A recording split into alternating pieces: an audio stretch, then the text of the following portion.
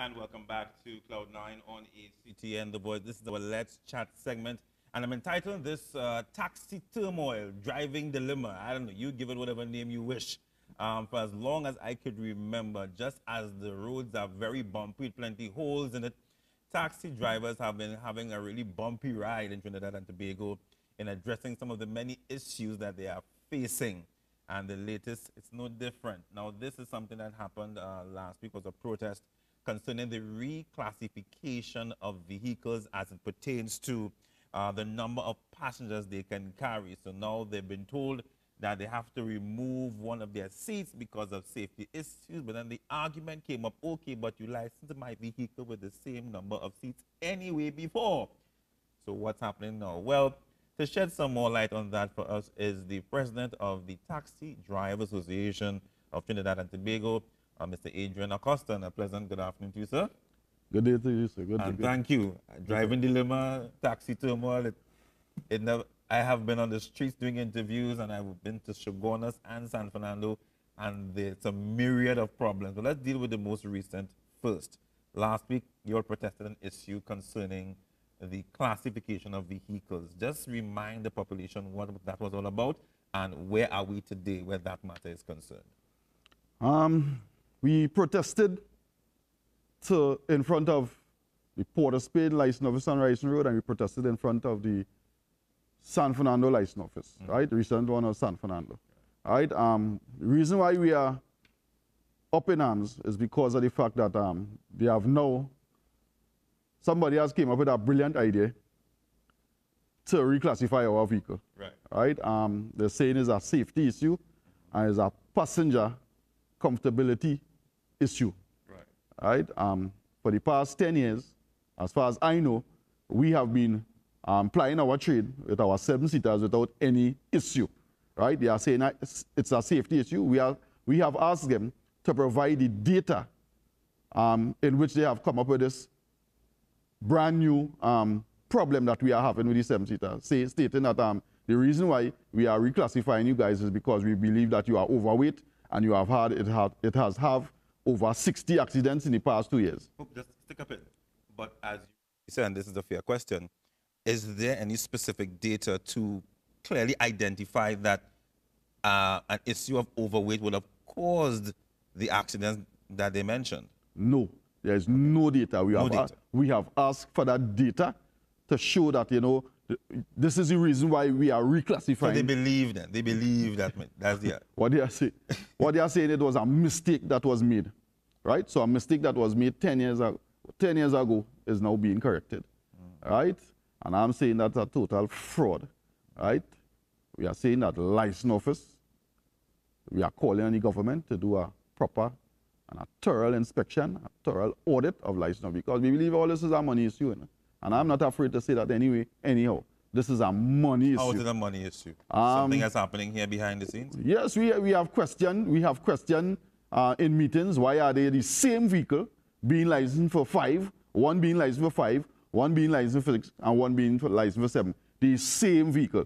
So we have come up with that's the only solution that we have been able to come up with as a network. It's a money issue, right? So we are now calling on the government to dig deep into the license office and correct all this wrong that is going on there.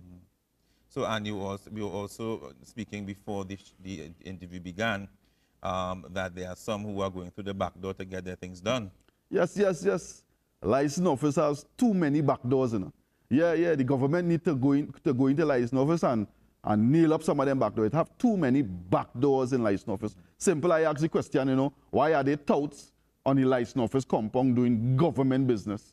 Right? No one could answer that question. I was told that they are entitled to be on the government compound just as anybody else, right? So it's a problem down there. It's a problem down there. So I am saying the Minister of Transport, by extension the government of China, Mr. Keith Christopher Rowley, need to dig in deep into that license office. In terms of, since the protest, where are we at? Where are we today? Today, it's Monday. Where are we today? Anything has changed? You able to have a meeting with anyone thus far? I know the minister gave sort of a general statement that they're going to look into it, but so what has happened since? We had a meeting, and basically the meeting, it bear no fruit for taxi drivers. Meeting with whom? With the Ministry of Works and Transport, basically with the with the PS of the ministry, right? It bear no fruit for taxi drivers. All they are concerned is that it was a mistake made 10 years ago, and at this point in time, they are trying to correct it. So basically, the 5 need to remove 1 seat. Whether it's 5, 6, or 7, they have to remove 1 seat. Well, we don't have to remove a seat, but they are taking away a passenger from our vehicle. We can only roll with 6, right, not 7, right? And I'm saying that is unfair to taxi drivers. You know, we now come off 4 gas rates in 2 years, you know, right? That 4 gas rates in 2 years had us digging deep into our pockets. We are now trying to economize with the passengers, because if we go to really raise our fare at 4 gas rates, I'm telling you, passengers would not be able to pay to travel, right? So we have absorbed most of that gas raise, and now you are telling me, coming off of that, you're coming to take away our passengers from us. That is very unfair to us. That is unjust. Hypothetically, if let's say what's the highest you think, at least currently where we are financially, of course with the gas prices and so forth, what you say, how high, let's say San Fernando to Port Spain, how high can that really go?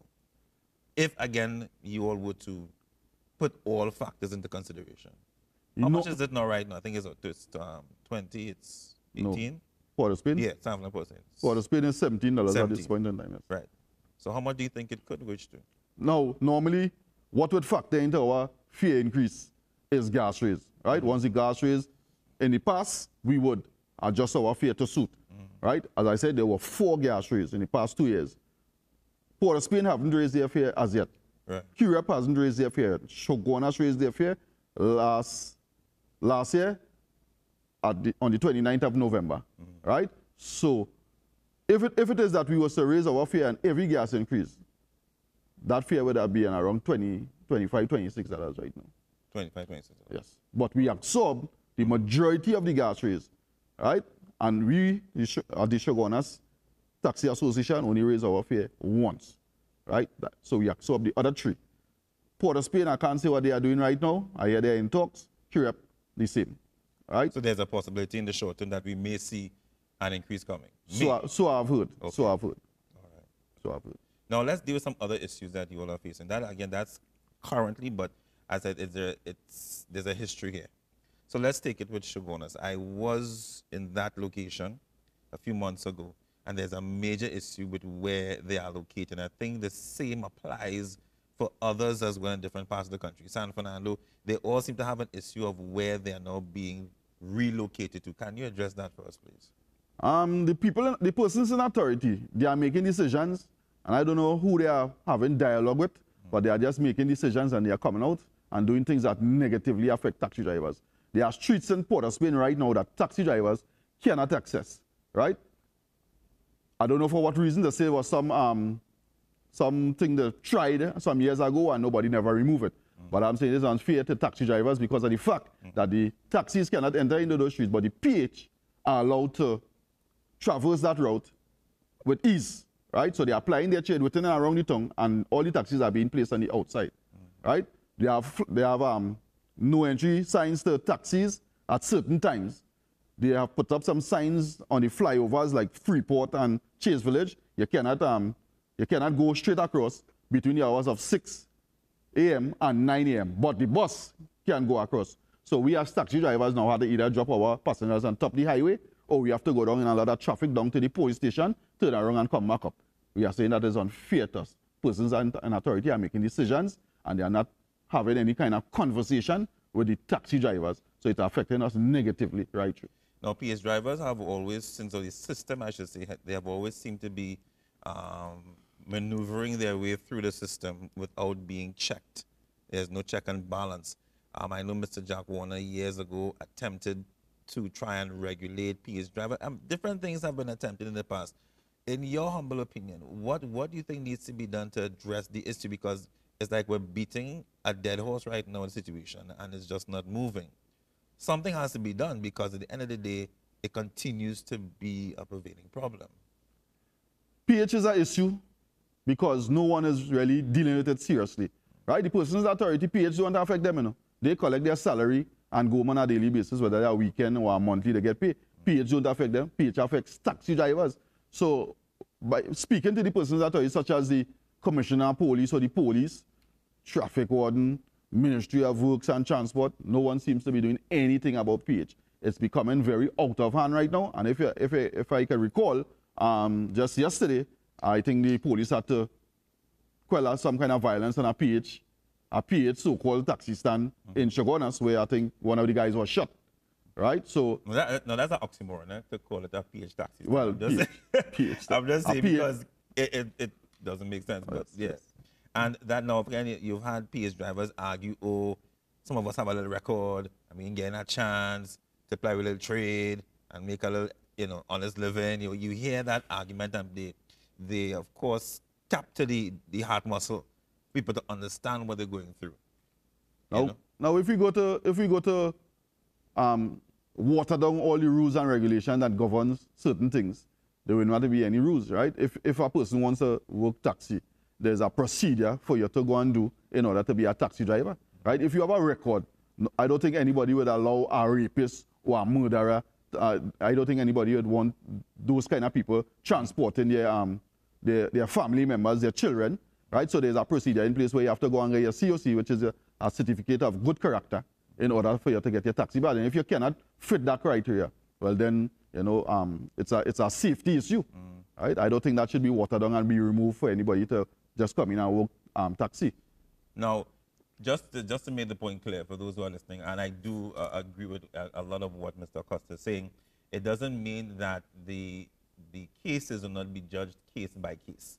So basically, if someone has, we were saying before the interview began, if it's a simple weed charge or something like that, then the transport commissioner, he now will exercise discretion and think, we can give this person a chance to basically get his taxi badge, etc. Not everybody will be placed under this big blanket and say, well, you can't get a taxi badge. It all depends on the crime, and I guess where you are in terms of your rehabilitation. Yes. Correct? Yes. That information was given to us that, not because you have a charge against it, it's based on what charge you have. Right. If it's a simple marijuana case or something, you can apply to the transport commissioner or write him, and he now will sit down and go through your document and see if you are worthy or not. So it's not a dead horse that you cannot get your taxi badge. There's an avenue that you can go to in order for if you want to be a taxi driver. All right, now I have a personal question. It's something that I noticed, and even in our conversation today, I picked up on that. Now, you were in Chaguanas, just for reference point, and because a lot of the taxi drivers now, they have these 7-seaters. In my observation, to me, there can be even challenges even with these 7-seaters because of sometimes time to take to full, the lineup. The pros and cons, have there also been challenges for you in terms of having these 7-seaters in comparison, let's say, to the regular sedans and so forth, given how many there are now in every part of the country, as a matter of fact? Or would you say there's more advantages to it than disadvantages? I think there is more positive. In everything you're doing in life, there is negative to it. Well, obviously. Right? I believe there is more positive explain. to us working 7. We are allowed to make more money and stay on the road less time. Okay, so the time is not curtailed because of time to fill sometimes? No, not necessarily, right? More money, less time, less wear and tear on your vehicle, right? You make less trips. If you're working a 4-seater car, it means if you have a quota, you have to make more trips to make that quota, right? If you have a 7-seater, you make less trips to make your quota. I also knew that some years ago, the government inspired the Maxi Taxi Association to go from small maxis to big maxis in order to carry more people and to have less vehicle on the road, right? So that is also a way that we are thinking as taxi drivers to go forward. So the window to fill your car, your taxis, against me, there's much of a difference then between, let's say, 5 and 7 or 6 and 8, 7 as the case may be. That's not the issue. The issue is how many people travel on that point. How fast the work is running. Everybody buying a car now, has that reduced in terms of how many people travel? Yes, the work is slow because of many reasons. It's not just about everybody buying a car now, but the working population has reduced significantly in the past few years. Right? So there are less people traveling at this point in time. Wow. Right? So all that is something that we have to factor into it. And that's, of course, a domino effect of what's been happening in the society for the past few years. Now, I want to kind of zeroing on Chaguanas. That situation, I met with drivers there. They hate where they are located. Those who are willing to speak on camera, the mayor of Chaguanas said that they're going to look into it. Can you give any update about that situation in Chaguanas? Presently, we have been trying to lobby to get our taxi stand extended going north. That is going down to Busy Corner area because of the fact that on an evening from about 5:30, 6 o'clock, 6:30, nobody comes to that taxi stand again. Right? That taxi stand become a ghost town. Everybody heads up by Mario's because that is where the place is bright and lively. Passengers have said in the past that they are not too in favor of walking up into that area after 6 o'clock because of their safety. And the mayor's position, from if you had any conversations with him in recent times? We had a conversation with him concerning that, and he said he would have a look into it. Up to this day, we haven't had any feedback from him. And that would have been how long ago? About almost 4 months ago. What do you want the public to understand as it pertains to drivers? Because again, when you look at social media, there are those who support you. There are those who support the challenges. They support the concerns you've raised in terms of the increase in prices. But there are those who are saying, listen, some of them drivers on them, they're going to rip us off. How do you all respond to those negative comments? Taxi drivers are businessmen. You know? As I said, the taxes and they make all those. But we pay taxes. I put at least $250 in my vehicle every day in gas. Right? We are businessmen, and I don't think you'd have any businessman that want to run at a loss. Right? When gas go up or diesel go up, the businessman adds his money to his goods in order for him to keep afloat. And if us as taxi drivers cannot keep our vehicle in a good working condition, it means that we'll be breaking down on the highway every minute and we would have to park up our vehicle and be able to be out of our job. So I don't think any businessman want to go into a business where he's losing. Coming off of the gas raise, we calculate our loss at about $2,800 every month with the 4 gas raise. Right? As I said, we are businessmen. We take sometimes $250,000, sometimes $150,000, and we invest it in our vehicle. When you take that kind of money and you invest it in that business, you want to get maximum out of it, right? So I don't think we want to go into a loss as taxi drivers and continue to work on that. Because anybody who running a business at a loss, what would happen to them? They would close down. Didn't people fully understand what you go through on a daily basis? I think some people do. Well, yeah. Some people do, and some people just refuse to because they are looking at their pocket. But at the end of the day, we drive a high maintenance vehicle, right? The mileage that you would do in a day, mileage that we would do in a day, you would do that in about a month, right? So we drive a high maintenance vehicle. The time you would take to change your oil, we will have to do that 3 times before you change your oil, or 4 times before you change your oil. So we have money that we put out on a regular basis that we have to earn in order to keep our vehicles on the road. San Fernando, same issue with taxi drivers. They hate that location as well. San Fernando is pretty all right because that's a bright place, right? So that's okay. We don't necessarily have a problem. Well, I know there's on Promenade. Well, you have some of them on the Promenade now. That's the Port of Spain stuff. Yeah, I know some of them had an issue with that as well. Not many, but they still raise some concern. But that's not a major issue at this point in time. No, it's not. The persons that really have the issue right now and challenges basically might be the point stand, where they are way down on the wharf, or the Siparia stand or the Barrackport stand. Because after hours, nobody not going down to the bottom of the street to get that. But can they come higher up, or there's no They do, the Siparia and the point of them do come to the top of High Street after 6. They more or less be by Republic Bank around that area after 6. All right. You all made a statement as we kind of bring the curtains down on the interview about a possible shutdown because of going back to our original discussion about the reclassification. Yes. Is that something that you all are still intended to do if things don't go? Yes. We have set a date. We have set a date at our last media conference, right?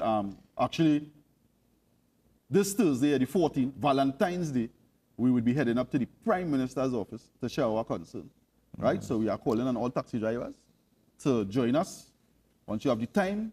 Right, on the 14th, that's Thursday coming here, Valentine's Day, we're heading up to the Prime Minister's office to share our concerns with the Prime Minister. And we are calling on all taxi drivers throughout the country of Trinidad and Tobago to join us in a day of rest on the 22nd of February. That's Friday, the 22nd of February. And we most likely will be dropping off a letter tomorrow for the Commissioner of Police to do a motorcade in the streets, through the streets of Port of Spain to show our disgust. So it may be a good day to spend some quality time with loved ones on that day of love. Yes, we are advising. Because you would not. yes, we are advising our our taxi drivers so that. Yeah. We Spend some time with your loved ones afterwards. Yeah. Yes. We are heading up to the Prime Minister's office on Thursday, Valentine's Day, because we don't have any money to buy chocolate and roses and things for our wives, you know. So we take that time, that opportunity to go and Yes. While he may have and his cabinet colleagues may have, we are seeing trouble. So we are heading up there to share our concerns. Do you anticipate a great turnout and support from taxi drivers across the country based on your feedback? Whether they turn out or not, the Trinidad and Tobago Taxi Drivers Network will continue to follow this issue because we are saying that is becoming a very, very, very big problem for us, right? And we will continue to lobby on behalf of taxi drivers for betterment, right? We are also saying that the government needs to take a strong and a deep look into those licensing offices throughout Trinidad and Tobago, right? We are calling on the government to do that. All right, Mr. Acosta. It was a pleasure. I hope to have you again. Valentine's Day, spend some time with your family, because that's as much you might be able to do if you have to travel. But again, all fun and jokes aside, it's a very serious issue. Again, we've been hearing about issues in licensing office for many, many years. And I do agree it is high time that some sort of really in-depth investigation be done as to how business is done. This thing about wanting to change classification and some vehicles not being checked and some getting checked, you know, we really have to question again. And that's why I asked the question. If it is a case of safety, then data has to be shown to prove, to, of course, validate that argument. If you don't do that, then therefore you will have opposition, whether we like it or not. So this has been, again, thank you again, Mr. Acosta from the TNT Taxi Driver Association. Remember, the 14th of this month, that's Thursday. Heading up to the Prime Minister's office. To rest and reflect, to give a letter to the Prime Minister as a result. So therefore, for those of the traveling public, it is just something to put in your calendar outside of buying the roses and the wines and so forth, to be mindful of on Valentine's Day.